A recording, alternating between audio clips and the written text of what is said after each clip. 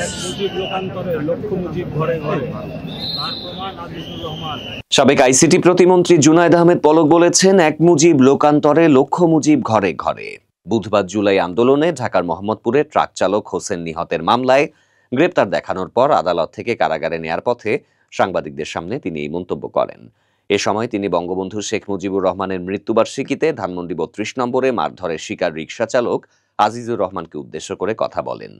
মোহাম্মদপুর থানার এসআই আক্তারুজ্জামান, যিনি হোসেন হত্যা মামলা তদন্ত কর্মকর্তা, জুনায়েদ আহমেদ পলককে এই মামলায় গ্রেপ্তার দেখানোর আবেদন করলে আদালত আজ শুনানির দিন ধার্য করেন। সেই অনুযায়ী এদিন তাকে ঢাকার হাকিম আদালতে হাজির করা হয়। আদালতে তোলার সময় পলকের মাথায় হেলমেট এবং হাতে হাত করা ছিল। তিনি বুলেট প্রুফ জ্যাকেটও পরেছিলেন। কাঠগড়ায় নেয়ার পর পুলিশ তার বুলেট প্রুফ জ্যাকেট খুলে দেয়। সকাল 10:30টায় ঢাকা মহানগর হাকিম এম মিসবাউর রহমান এজলাসে বসার পর শুনানি শুরু হয়।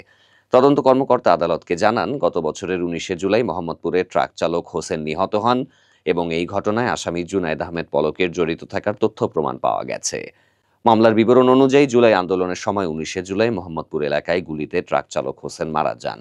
এই ঘটনায় তার মা রিনা বেগম 31শে আগস্ট একটি মামলা দায়ের করেন। আদালতে রাষ্ট্রপক্ষের আইনজীবী মোহাম্মদ শামসুদ্দোহা সুমন শুনানিতে বলেন, এটি একটি হত্যা মামলা এবং তদন্তে নাম আসায় পলককে গ্রেপ্তার দেখানোর আবেদন করা হয়েছে।